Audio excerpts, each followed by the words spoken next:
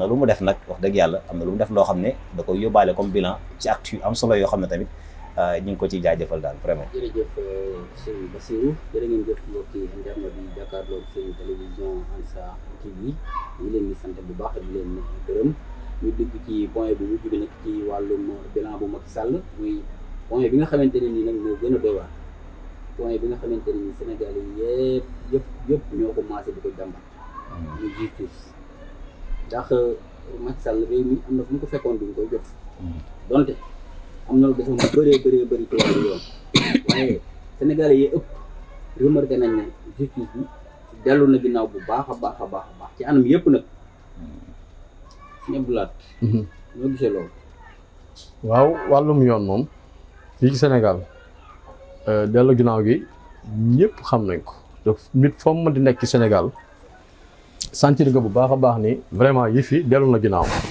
wàllum yoon dafa dellu ginnaaw tey Macky Sall bi ñu koy fal nag loolu doon wax de Macky Sall dafa bokkoon ci bilan wàllum yoon égalité des chances am lépp amatul dem tribunal ay kumba am ndey kumba amul ndey yooyu loolu taxoon nit ñu fal ko mais tey boo gisee nii dëkk bi doxee tey man damay toog ba mu yàgg ma ne est-ce que sérieusement lii ñuy def nii Macky Sall la wala dafa am lu nekk ci ginnaawam parce que tey mën ma comprendre nit koo xam da nga jàng jàngaloo ay nit ñuy jàng fa nga toog tey bu ëllëgee ñu war faa toog si ñu lay xool ngay def yenn yi lu mel ni tey problème yi nga xam ne mi ngi amoon Dakar problème mu nervi lan mooy nervi réew mu am police am gendarmerie am brigade yu bare ñu dem tey ba fay lim ay nervi ñu naan lan mooy nervi mooy onkalam mbër moo xam ni amutum xëy amutum ngont boo ko nee journée temps mu ñëw taxawal la nga jox ko yat ne ko aywa ku nekk xam na ni ci biir nguuru Macky Sall nervi yi moom bari woon na bañ xam ne nervi mooy ponkal moom doole rek mën a yoru yat ñu jël di la fay nga dem di xeex ak wala ngay garder yu kenn xamul yooyu tañ am sécurité bu doy boo xam ni loolu yëpp mën nañ ko liggéey te it ñoom it dégguma benn yoon ñu def benn déclaration di ko ñaawlu wala ñu di ko naqarlu wala ñu jëm ci wut saafara kon injustice bi nga xam ne moom sentir nañ ko ci réew mi foo ko lamb danga koy daj injustice bi ñu sentir ci réew mi foo ko lamb dañ koy daj ñun nag ci wàllum droit mënuñ cee sori mënuñ cee xóot de trop parce que bari na lu fi xew loo xam ne dañuy déglu ñi nga xam ne ñoom ñoo def droit di ci def ay jàngat di ñuy expliquer ni ñu lii di teg ay articles yi leer loolu dañ ko gëm loolu nag nga xam ne ñun gëm nañ ko ñu jàngat ko di ko boole ba muy 12 ans yi nga xam ne moom fi président Macky Sall def kon dañu wax ci wàllum justice man bu ma ko doon natt dama koy may 0 mënu sax am 1,5 ci sama wet man 0 laa koy may bien vrai que yokk na kaso yi mais 0 laa koy may. comme ni ko waxee rek pouvoir yi pouvoir judiciaire am pouvoir exécutif am est-ce que loolu Macky Sall moo ko def wala pouvoir judiciaire yi ñoom ñooy doxale noonu. waaw moo tax man la lii fii dafa àgg ci niveau boo xam ne yow doo comprendre est-ce que lii sax lii nii est-ce que ay sénégalais ñooy toog di ko conduire di ko defar parce que man xam naa sénégalais ak yërmandeem xam naa sénégalais ak diw damaa xam naa sénégalais ak sama diplôme yi du ma ko sacrifier mais tey des fois gis affaire yoo xam da nga naan est-ce que lii vraiment lii Sénégal ci boobu moo nekk si ginnaawam ci ku xam sénégalais gisoon nañ ko ñu jaar fekk ku ñu wax président Ousmane Sonko ñëpp xam nañ ko. gis nañ ko ñu jaar fekk moom kaay wuyu muy wuyu ñu kar ko ni ko doo jaar fii nangam yooyu fan la am ba léegi nit ñaa ngi dem tribunal di wuyu ji man gisuguma kenn kuñ kar ba léegi ni la doo jaar fii ba léegi chaque jour tribunal boo dem ma ngay fees del nga fa dem la ñeen faawoo mais buñ la wooti ngay dem tribunal doo jaar fii ngay wax ñu dóor a lacrymogène ubbi sa buntu oto jàpp dugal ci biir yóbbu ay mbir yoo xam da ngay xam ne lii nekkatul affaire justice wala yooyu lii sax dafa nekkatul yëfu dof la gën a nul sax nag yëfu dof te yow mi nga xam ni sam njàng eggul ci niveau yooyu da ngay rus réew moo xam ni dañ naan da ngay def 6 ans primaire dem collège dem secondaire dem université nga def fa 6 ans da jàng fa droit ba génn ñun la ñii jaar nañ fii ci école yi yëpp ñuy def loo xam ne yow mi nga xam ne yow sa niveau àggul foofu wala mosoo jàng dara yow rus nga koo def yow. nga xam ne ñooñu dañuy wàcc seen bopp da ngay gis ni carrément ñii dañoo wàcc seen bopp ba nga xam ni ñu leen di seetaan ñëpp kenn dootu leen di nawloo tellement que yëf yi day flagrant ba mu ëppoon.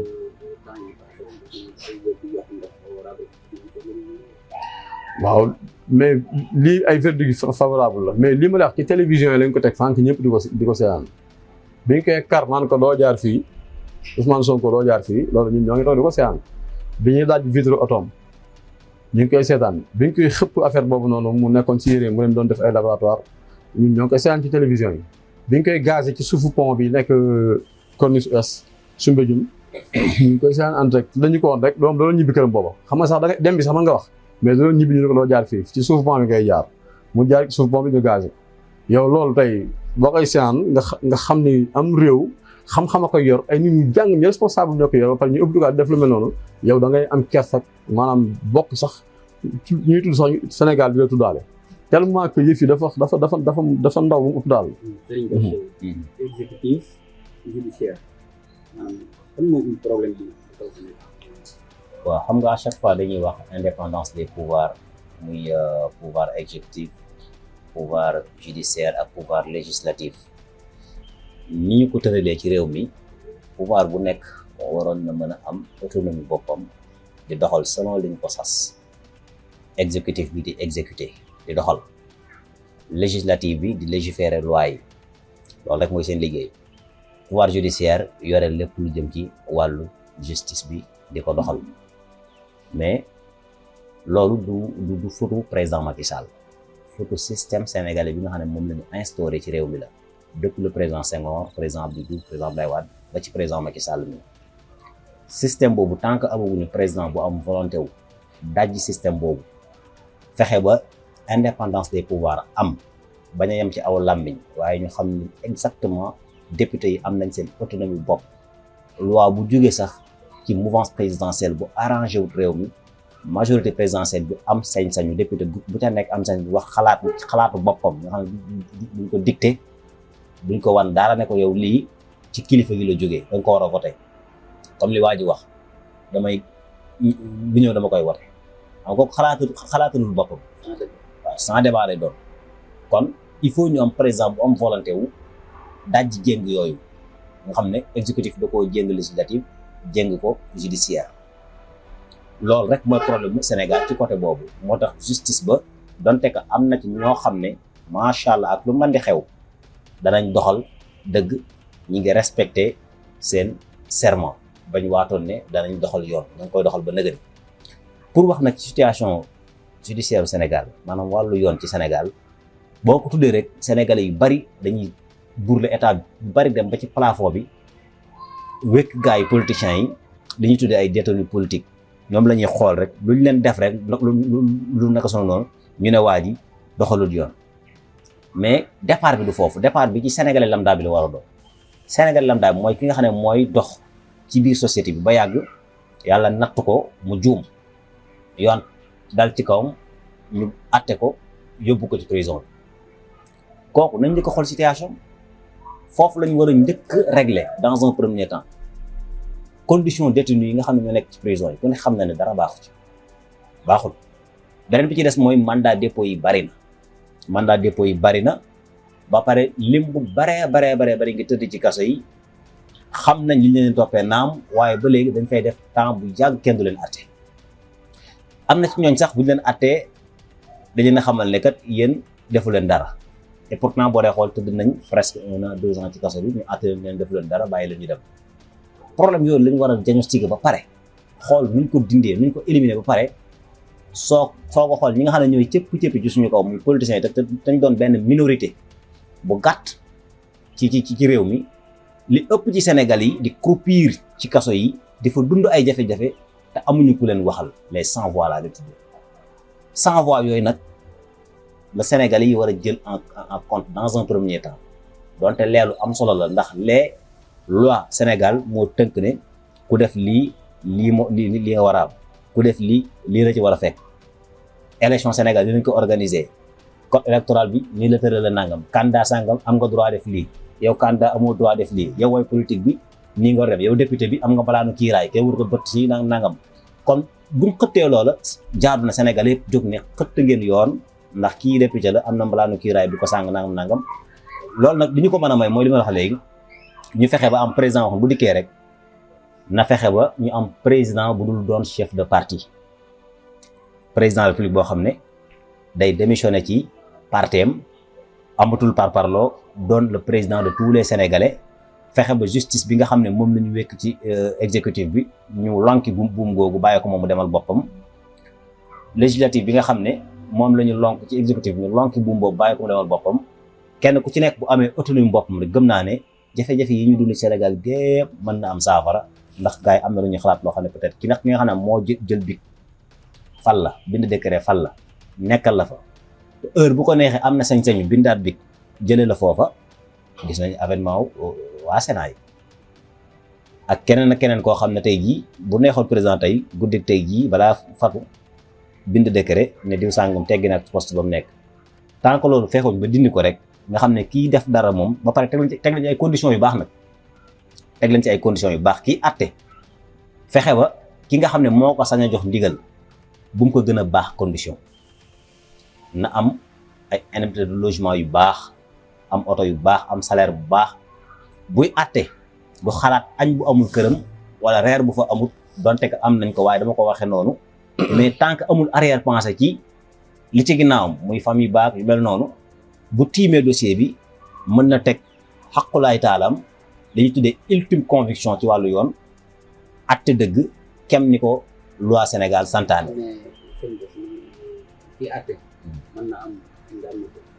mën na am sol bu baax boo xamante ni dara du manque këram teewut pression bi mën naa jóge ci kaw ñëw dal ci kaw.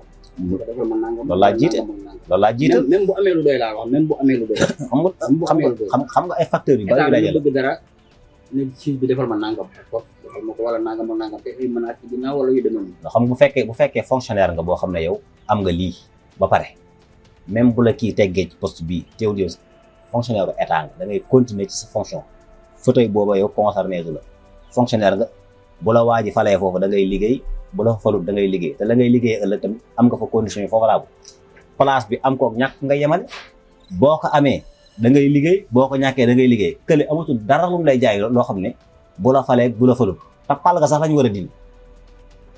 fal gam lay fal sax lañ war a dindi d'abord dans un premier temps nga xam ne boo xësee ba nekk foofa yow day am mandat bu la fay teg wala di at yu la fay teg yoo xam ne bu jeexee da ngay dem keneen day ñëwaat. naka moom ñu am président boo xamante ni wala boog président yoo xamante ni heure bu loi tegee dara ñoom bu ñu ñëwee dañuy def assemblée rectifier loi système boobu lañ war a dindi aussi loolu tamit ba kañ kon système boobu la ñu war a dindi moo tax ma ne système sénégalais bi fi nekk ci wàllu yoon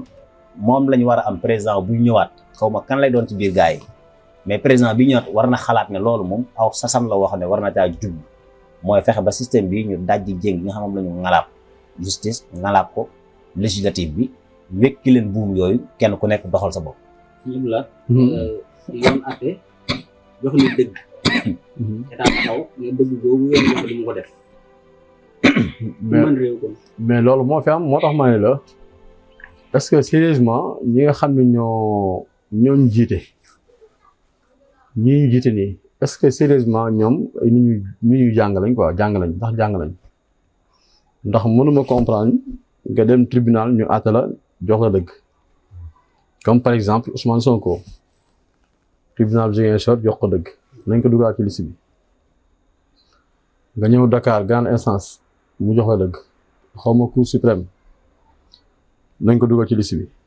comme ñëpp wax nañ ko te ñoom ñoo fi nekkal yoon li loon yoon mooy ban demee DGE ñu génne kayiti parrainage jox leen ko mais defuñu ko ba ngay àgg fekk fa ay alkaati yi taxaw wër buntu ba doo dugg ñu mel ni ñaari équipe yi football alkaati yi taxaw fii kii taxaw fii avocat yi gis naa sax góor gu màgget goo xam ne ndeysaan day daw song leen dugg si biir bës gars yi téye ko bloqué ko mooy avocat Ousmane Sonko Maître Clédor gars yi téye ko bloqué ko mu ayeeraat bëriwaat ne jaar ne gars yi téye ko réew bu dee ba toll foofu nga xam ne fii moom yoon néewtu fi ndax kuy jéem a ñaaj di bëtt pour dem di jëli ay parrainage normalement ki nga xam ne avocat la bala moo ñëw rek automatiquement war naa xam ndax fee war na faa dem wala du faa dem ndax bu ko tribunal bu Ziguinchor ñàkkaloon du fa dem bu ko tribunal bu Cour suprême ñàkkaloon du fa dem mais avocat bi comme jël na daalam jóg di dem DC pour jëli ay fiches de parrainage rek kon jàpp na ni yoon àtte na ba pare la des mooy dem ñu jox ko yëfam waaye ba mu àggee nag ñu lay bës di la puus bëmax la di la bëmax ngeen di bëmaxante yéen ñaar di bëmaxante loolu du yoon loolu nekkatul mbirum yoon tribunal par nak bu yàgg léegi lii mbirum maa la ëpp doole doo dugg fii la wala boo fi duggee kii maanaam beneen troisième pilier boo xamante ni comme que yoon lañ am ñun pour àtte wu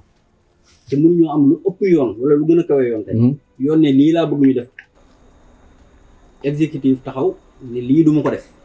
waaw mais naa kon beneen troisième force boo xamante ni mënoon naa ñëw ni exécutif par force lii da nga koy def séparation de pouvoir moo amut mais su séparation de pouvoir amoon police bi boo koy jógloo da nga koy jógloo ci lu leer mais doo ko jógloo rek naa ko demal bloqué ma kii bala muy bloqué dina xam ki muy bloqué ci lan la koy bloqué parce que police mooy ëpp information sax ñoom ñu toog kii fauteuil ci kii ci biir kii lu information bu ñu am lu si police moo leen koy jox ay gendarmerie donc boo leen defloo yéen liggéey séparation de pouvoir moo amut parce que kii ñëw moom di pousse nii magum jëm mat nga xam ne la ëppal na 60 ans fekk fa ay gone yi ndaw sol seen i taxaw ñuy buuxante ama loolu dafa soof loolu kenn xamutul lan lay nirool daal loolu rek dafa waaye ni vraiment fii du yoon dox fi ndax bu fa yoon doon dox kii du ñëw parce que dana xam ni yoon aay na ko mu ñëw mais su jógee bay ñëw parce que yoon moo ne ko demal jëli comme demal jëli la rek mu agsi mënu ko am nan la ko ñàkkee bu nekkoon dafa dugg ba ci biir dee ko argument yi leer ni ko yow kat mënu laa jox ay kayit parce que article sangam moo ñu nangam ak nangam ak nangam nga xam ne lay xew ñun duñ ko yëg day génn rek moom mooy génn rek en tant que avocat wala mandataire wax ni ñoom kat nañ ma article nangam moo ma xañ mais li ñu gis mooy ay policiers yi buuxante fii doo fi dugg fii dinaa fi dugg ñuy buuxante lañ fa gis buuxante nag moom yoon dafa amut buuxante fu mu am yoon amu fu parce que non loolu lañ gis man d'accord naa nga bàyyi waaj ba mu dugg si biir man su doon man la boobu dinaa ko rafetal dinaa ko bàyyi mu dugg bi bâtiment bi doo fekk kenn ma tëj samay bureau moo ne Macky Sall jàpp nañ maanaam discours bi muy def bi muy renoncé ci candidature am nee na lu yoon doxal fës naa yéene taxaw ko ba kenn du ko jàdd waaw lan moo tax kon tey lii xew loolu waru ko wax sax en tant que président buñ la falee rek ci saasi ne lépp lu yoon doxal ànd naa ci te dinaa fexe ba mu dox waaye lépp lu yoon doxalati loolu président bu ko wax rek juum nga lépp lu yoon doxalati kon même daan doxal nag lu yoon doxalati nga wax de lépp lu yoon doxalati loolu benn président waru ko wax président boo xësee ba too rek wool ñi nga xam ñoo yor yoon nga bàyyi leen libéré leen ñu dem liggéeyi ba pare nga wut tamit benn groupe boo xam benn cour boo xam mooy topp ñoom it ñu bañ a def lu leen neex mais tamit ñu bañ a def lu la neex parce que boo mënee am nga toog sa kër di woo tribunal mu lay defal lu la neex mën naa dem ba dugal ci guut en tant que président parce que njiit dafa neex opposant dafa soof dafa metti ba pare da nga ko dul mën a bëgg ndax tey ma doon la par la force que da nga toog neex na ngay xeexee ak moom boo gisee ku la ci dimbali nga jël mais waroo gis ku la ci dimbali ci wàllum yoon opposant ni ngay xeexee ak moom mooy fexeel ba lépp lu mu wax diw deful ci dëkk bi dara nga fexe ba def ci dëkk ba dara diw deful ci réew mi dara nga fexe ba def ci réew mi dara noonu la ñu tontu opposant mais pas dem di ko karkaral ci ay yoon ak yu kenn xamul yooyu moom amut bu fekk wax mu naan nag dara mu dem ba am dëgg ci kaw yoon mu dem ba am fa dëgg nga xam ne léegi dañuy bâtiment baa nga ne yow kat am nga dëgg demal nga jël say kayit kooku moom nga tëj say bureau sax mu dugg ba ci biir bâtiment bi nit ñi bañ koo gis moo gën mais doo fi dugg moom ak buuxante am fa loolu moom wax dëgg yàlla réew mépp dañuy jàpp ni kon fii yoon amu fi. Bachir yoon dogal état ne bu ko waaw loolu moom damaa jàpp ne xanaa Sénégal amul benn Sénégalais boo xam ne di nga gis loolu ba pare di werante naan bu ko tuddee yoon daal bu ko tuddee loolu moom kenn mënu ko tuddee yoon ci Sénégal ñun sunu justice su réew dañ koo fonk dañ ko jox gëdd gis nga même ba tranché woon en défaveur beneen candidat loolu mu dogal nga xam ne dafa défavorable ci beneen candidat loolu dañ ko war a respecté kon bu tranché en faveur d'un autre candidat mu xam mu jëm ci opposition wala mu jëm ci pouvoir loolu mu tranché dañ ko war a respecté ab juge ak dayo bi mu am ci ëttu attekaay dogal dara ba pare mu notifié ko ne nañ dugalaat diw gars yi projeté waat appel ñëw Dakar confirmé bañ ko booba rek bañ ko projeté rek dama jàpp ne waroon nañoo respecté àq ak yelleefu doomu aadama bi nga xam ne xëy na moom la yoon dal ci kawam. léeg-léeg nag procédure judiciaire yi day toll foo xam ne doo comprendre ñi nga xam ne yëngu ci wàllu yoon dañoo la mën a expliquer parce que des fois da ngay def dara ñu dogal dara ñu gars yi def appel ñu ne affaire bi jeexagul te nangam doo ko dogal fii ak procédure judiciaire bi jeexagul comme le cas du président Ousmane Sonko. Le président Ousmane fi mu toll nii ñu bari nee nañu dafa inéligible génn ci liste yi te bu fekkente ne ñoom lañ doon wax ba Ziguinchor dugalaatee waa ji Dakar dugalaat ko lañ doon wax naan affaire bi jeexagul loolu mooy dalaat seen kaw ba léegi mbir mi jeexagul di moom tamit comme dañoo projeté appel te ba léegi àtteeguñu yëf yi définitivement amagul benn juridiction définitive bu dal ci kawam kon ba léegi moom jeexalagul kon ba léegi mi ngi ci biir liste yi électorales yi kooku nag dañoo war a doxal dëgg ci kawam ni ñuy doxalee dëgg ci kawam mooy mboolem kër goo xam ne war na am na seen suñ dugg ca biir kër googa wala ndawam dugg ca kër ga dañ ko war a ubbil bunt yi comme ni ñu ko ubbilee yeneen candidat yëpp mu daal di dugg la fay àqama ak yelleefam mu jël ko ba keroog ñu àgg ci cappaandaw la nga xam ne mooy décision définitive ba soit ñu ne ko yaa ngi ca soit ñu ne ko nekkoo ca waaye lu nekk en cours nga xam ne terminé gul jeexagul dara xewagul yaa ngi ci biir affaire bi vidéo guñ ko jeexagul ñu lay xañ ak sa yelleef loolu moo naqari sénégalais yu bari jàpp naa ne képp ku ci ànd itam nag maa jàpp ne da ngay parparloo wala nga am lu la neex waaye lu maa def benn doomu Sénégal du ci am. jërëjëf sëñ Bachir jërë ngeen jëf mbokki téléspectateurs yi jàkkaarloo ak Ansar TV ñu leen di sant bu baax di leen gërëm ñu dugg jëm ak suñu dernière question ñu mujjee waxtaane ndax temps bi mayeetuñu ko muy wàllum élection 2024 élection présidentielle 2024 juróom-ñeent fukki candidat ak ñett di laajum réew suñu Abdoulaye. waaw loolu mooy sabotage bi may wax toujours rek ndax sabotage mënut a weesu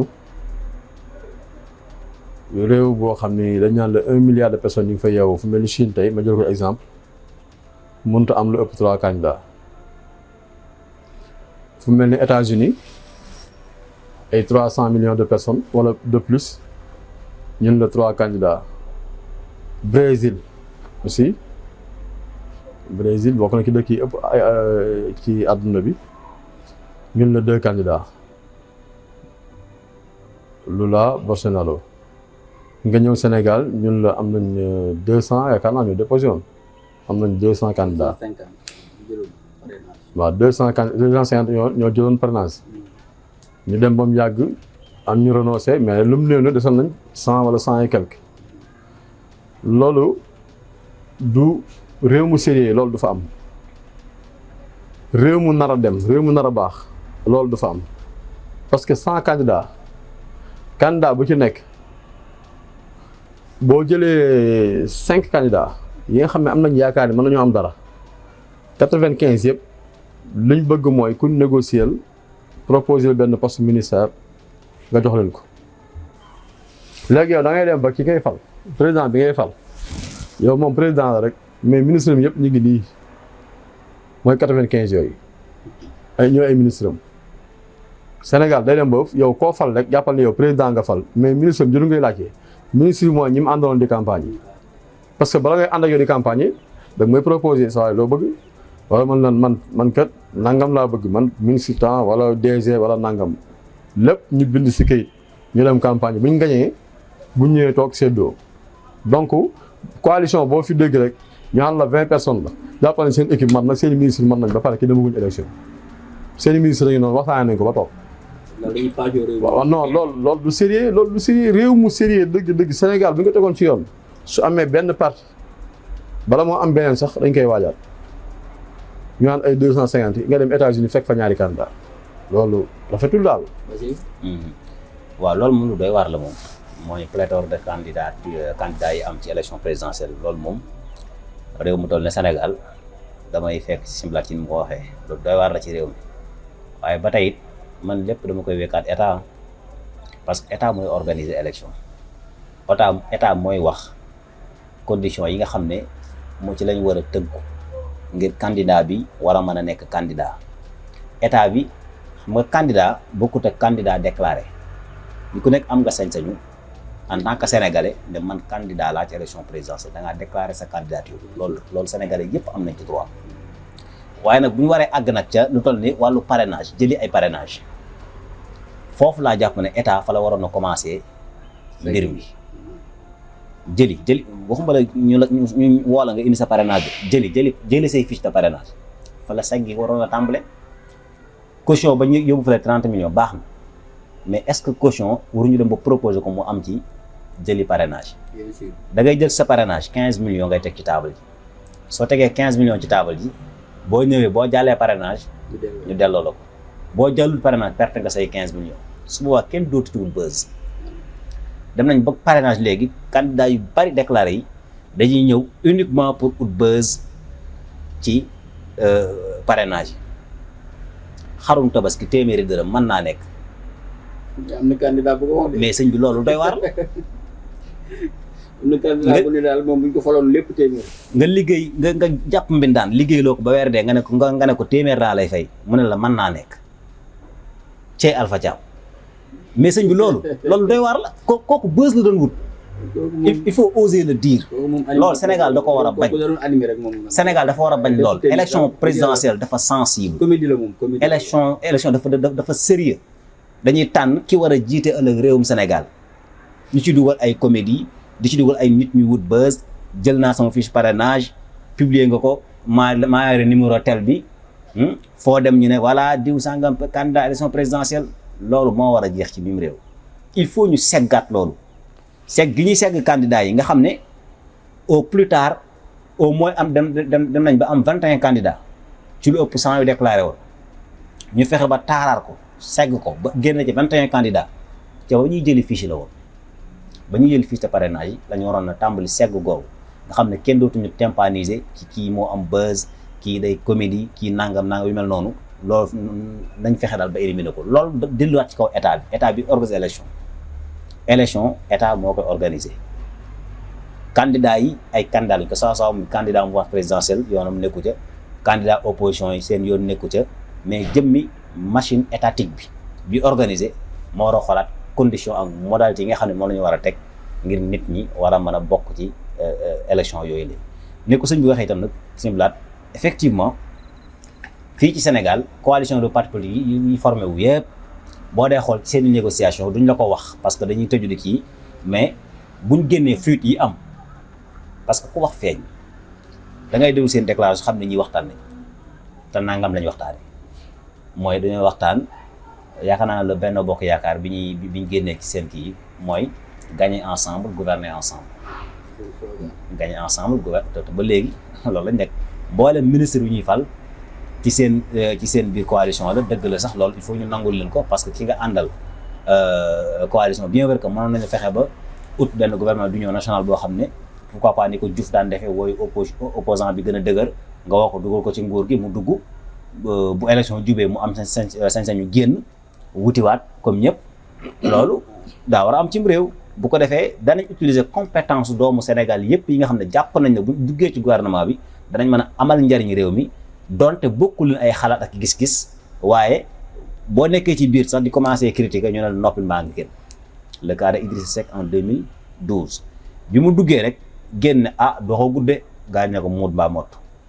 mu daal di génn moom tamit dem ni mu ko dalee moom dal na keneen ak keneen ci biir gouvernement bi ay yoon yoo xam ne loolu damaa jàpp ne bokkut ak li war a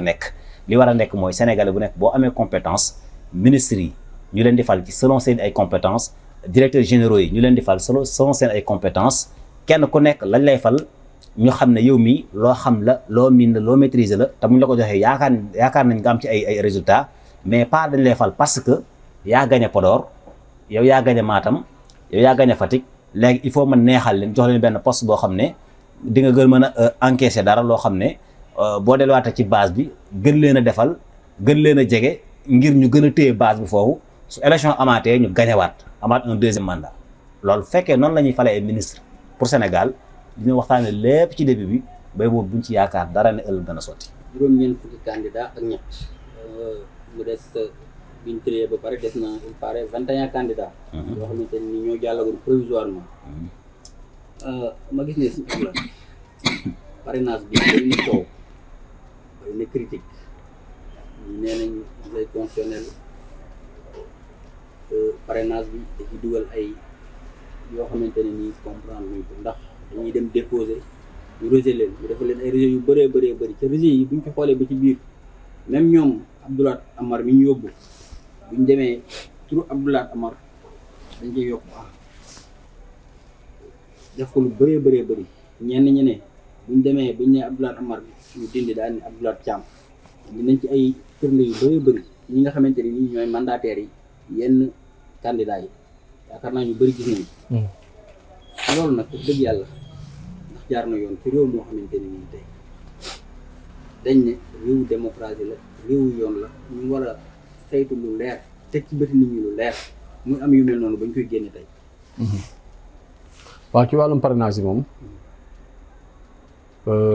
dafa am ay problèmes yu bari yu ci am yoo xam ni dañ ko war a seetluwaat ndax li ma ci njëkk a tiire mooy da ngay gis benn candidat bu génne man dañ maa génneel 12000 yoo xam dañu ma nekkul ci liste bi. ay doublon lañ. non pas doublon dañoo nekkul ci liste bi. fichier électoral bi. fichier électoral bi nekkuñ ci. kooku day indi boo ko laajee dafay wax ne ma 58000 laa yóbbu woon mu ni génneel nañ ko 12000 yoo xam ne ñëw ci fichier bi am keneen ku yóbbu 58000 ñu génneel ko 15000 ñu ko newul ci fichier bi am ku yóbbu 50 nangam mille ñu génneel ko 6000 ñu ko newul ci fichier bi waaw léegi te ñun ñu jëm élection fichier boobu kon mi ngi am lu muy révélé lan moo tax teniruñ ci compte. yow jàppoo aussi tamit comme candidat yi li ñu expliqué malgré ñoo ña ngi ci fichier ba mais comme liñ génne biñ ne Abdoulaye Amar ñu yokk ci Abdoulaye Amar moom boo demee ci fichier ba doo ko ci fekk mais bu dee Abdoulaye Amar tout court xañ na boo demee ci fichier ba fekk ko ci. waaw mais xam nga ñoom biñ génnee liñ déclaré rek ñun ci lañ mën a wax ñoom dañu déclaré ni ñii newuñ ci fichier bi loolu la ñun wax léegi nag boobu ñu si yokk ak mbaag yooyu xëy na dañoo bëggoon wàññi candidat yi kon xëy na kon loolu moo tax mais dañu leen nekkuñ ci fichier yi mais bu dee nekkuñ ci fichier yi léegi ñooñu ëllëg fan la ñuy taxaw ba bu ñuy voteel wala ñuy fal njiitu réew ñu mën caa bokk te loolu yamul ci kii bi ci parrainage bi parce que Touba gi nii Touba ñoo gën a bëgg voter ñoo gën a fonk voter da leen a jaral lu ne dañ ciy paas xaalis bu bari mais très rarement nga gis ku dem bureau fekk fa turam ci fichier bi wala ñu ne ko sa bureau gi nii bari na ñoo xam dañuy jaxase seeni bureau duñ mën a voter man loolu dafa ma yàggal na xari ci Touba te boo génnee fii nga dem Linguère Daara Jolof wala nga dugg Fuuta loolu nekk gone bu ñu defaralee carte d'identité rek yow citoyen plein ngay doon du jour élection kese da ngay dem voter mais pourquoi bawol bi moom mënut a nekk citoyen lan moo tax loolu lan moo tax yow ba dëkkee Touba dañuy xañ sa baat ci réew mi parce que nit ki amul lul baatam tey la ñu voté président élection présidentielle tey la nga génne sa carte d'identité dem voté ji fekk sa bopp fekk fa sa bureau fekk sa bopp ci fichier bi loolu waa Touba mënuñu koo am kon lu mel nii nga xam ni opposition bi ñu ngi commencé génne di ko wax ñëpp di ko dégg naan dañoo yóbbu ñu nangam nekkul ci fichier bi daloon na waa Touba de est-ce que nekkul dafa kon nekkoon mais Touba am dañoo dund loolu Touba ñu bëree bëri boo demee doo fekk sa bopp ci fichier bi wala nga dem doo gis sa bureau de vote kon loolu war nañ koy tenir compte ñu def opposition bi bañ a nekk rek daan campagne ak élection mais ñu waxtaane fichier bi ban wan leen ko ñu xam fichier bi ban fichier bi xool ko ci bokk ko ci bokkut ak ñaata nit ñoo ca nekk. waaw beneen ba pareeguma foofu si wàllum parrainage yi parce que tamit nee nañ jàllale nañ 21 ni maye nañ fii ak mardi pour kuy def revendication wala xawma kuy def xawma lan recours affaire yooyu donc su fekkente 21 lañ bàyyi mu jàll am nañ 21 candidats kon. bien sûr. effectivement xam naa ne boobu loolu mooy confirmé. waaw. yokku loolu mooy confirmé. waaw tey bureau de vote bu nekk Touba nga ñu dem Touba tey bureau de vote yi nekk Touba xam nga ay abri provisoire la benn bâche lañ jël daggate ko ay bureau de vote yu ndaw ay 2 mètres 2 mètres léegi 21 mandataires ñoom fu ñuy toog ci bureau bi. question bu doy waar la. bu jar a xalaat tamit. 21 mandataires. waaye danañ ko tenir en compte parce que xam nañ ne comme que am nañ 21 candidats danañ élargir bureau yi peut-être. waaw. waaw opposition bi waxtaan seen bureau aussi. man moom su may wax sama département ci laay wax. ak jafe-jafe yi nga xam ñu ngi koy dund ci biir campagne bi. 21 mandataires naka la ñuy toogee ci benn bureau ci Touba ku xam bureau yi nga xam ne ñoom la ñu voté Touba ni muy xate naka la 21 mandataires ne wala ñenn ñi dañu leen xaar lañu biti après ñu def mi-temps ñiy dugg ñi génn. waaw système parrainage moom dama jàpp ne lu ñu war a xoolaat la ci Sénégal mais dinaa ci apporter quelques précisions ci candidats yi su fekkee ñoom nee nañu conseil constitutionnel daf leen di nax wala segg gi ñuy segg candidats yi tegul ci aw yoon. ñoom it ñu ngi nax seen bopp ndax d'abord da ngay commencer ci demal sur la base wutiinu parrainage fii biñ ne ubbi nañu parrainage candidats yi dem nañ ci askan pour seeni parrainage ban candidat nga séen wala ay nitam génn ci mbedd mi di la romb ñëw ci yow na saa yi pare nañu ku dul Bassirou Diomaye Faye te yéex naa ñëw kon ñoom ni ñuy wutee parrainage nan fu ñu jëlee parrainage. waaw bu wax daal ñoom parrainage dañ koy jënd ko. am na ci ñoo xam ne dañuy toog fañ toog dem ay xeeti maire mbootaay yeeg yu mel noonu dajal ay carte d'identité te képp ku parrainé ñu bind sa tur bind sa numéro carte d'identité bi rempli ba mu jeex da ngaa war a signé. léegi ñooñu ñu bind ñoom jël seen photocopie carte d'identité fan lañ signé ku leen signé ñoom njëkk a jalgati affaire bi dem conseil constitutionnel di réclamer droit ñoom defuñu droit bi bala ngaa laaj sa àq ak yelleef bala ngaa laaj say droit da ngay def sa devoir ba pare bala nga laaj sa droit da ngay def sa devoir ba pare yow bi ñu la nee demal wut ay parrainage yow sérieusement wutoo ko ni nga ko war a wute dem jox jébbal ko waa ji parrainage ko yow da ngaa rëq fi sama ndigg fii baaxul ñi da nga koy yokk yow nga signal waa ji à sa place ñëw bañ ko la yokkalub defoo yoon kay buñ la tegee lu du yoon yow tamit nag dëgg la loolu du yoon mën naa bañ a nekk yoon mais yow it war ngaa xam ne ni nga wute say parrain jaadu moo tax parrainage moom dama koy critiquer à 100% ni ñu ko defee ci Sénégal dara baaxut ci baaxul lu ëpp ci ni ñu ko defee baaxut li ko tàmbalee ci candidat bi wute ji ak buñ àggee ca nañ koy saytu ak nañ koy seggee moo tax à tout moment problème yi day répété wu waat tant que rek lañ ko comme nii rek ba pare ki nga xam ne moo joxe carte d'identité te signé wut signature lu doy waar loo xam ne nit ñi war nañ koo bàyyi xel beneen bi ci des ñu la wax ne ñi nga xam ne nekkuñ ci fichier bi mais candidat bi nga xam ne kay moo àgg moom parrainel boppam voté législatif ñu ne ko nekkoo ci fichier bi kooku gën a grave ki nga xam ne moom moo parrainel boppam da koy leer na kooku moom joxul carte d'identité keneen di ko parrainel du am doublon du dara mais moom parrainel boppam ñëw toog te nee na voté naa élection législative ak si ñu ne ko nekkoo ci fichier bi kon kooku rek firndeel na ne kon ñii li ñu wax ne seen tur yi nekkul ci fichier bi dëgg la benn bi sax mooy Touba danañ am problème boo xam ne yaakaar naa duñ ci bàyyi xel suñ wax na ko léegi dangay courant ba ak si bureau de vote dugg boo xoolee pièce d'identité am ci face électeur bi centre bi da ciy nekk bureau bi da ciy nekk mu rang ba àgg ci bureau ba ñu ne ko sa tur nekku ci xam nga kooku doon na ko nekku ci fichier bi sax mais peut-être transféré nañ ko ci beneen bureau de vote léeg-léeg li koy waral nag mooy ñoom ñi dëkk Touba ak Mbacké nañ bàyyi xel élection locale bu amee ay koo xam ne day bëgg a faloo Mbacké lu bëgg a faloo feneen ñëw Touba transféré ay électeurs jël seeni kayit transféré ko Mbacké nga xam ne buñ leen xoolee ci kiiwu Mbacké bi dañ fay nekk rien que pour fal ab maire bu nekk Mbacké wala maire bu nekk Kayes wala maire bu nekk commune Madina ñu jógee Touba transféré seen bopp dem voté ji foofu ngir fal maire booba élection présidentielle ñëw ñu bëgg voté waa Touba te changé waatuñ ko. jërëjëf Serigne Bassirou li duuf ci nag yi xajul ci cin technicien bi ñi xam ne waxtu yi ñu mayoon jeex na kon suñu Abdoulaye nga tàggatoo sa kàddu yu mujj. waaw Sëñ Goumba damay jaajëfal waa Ansar TV yëpp li may tàggatoo nag mooy yàlla nañu yàlla dimbali ba ñu amaat ngóor goo xam ne bu ñu amaat ngóor séparation de pouvoir dina am ba ku nekk xam li nga moom xam fi ngay tàmbalee xam fi ngay yem waaye maay président maay juge maay jaay caaf maay indi ceeb maay togg añ loolu yëpp nit mënu koo boole. am réew da nga koy séddale ku nekk la nga moom ñu bàyyee la ko kon ñu ngi ñaan président Macky Sall bu fi jógee président bi koy wutu mu nekk président boo xam ne dina teg séparation de pouvoir bu ko defee ku nekk la nga moom nga jël ko réew mi ni jàmm ni ñooyu. mu ngoog comme ni ko sëñ bi wax rek ñoo ngi ñaan yàlla bu baax. ñoo ngi sant bu baax a baax di leen gërëm di leen jaajëfal ci initiative bu rafet bi ngeen def vraiment di gërëm équipe bu Ansar TV